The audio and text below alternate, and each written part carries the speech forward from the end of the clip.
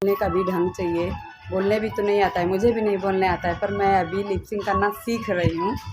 तो मुझे उम्मीद है कि आप ऐसे ही मेरे ब्लॉग में बने रहेंगे और मुझे सपोर्ट करते रहेंगे और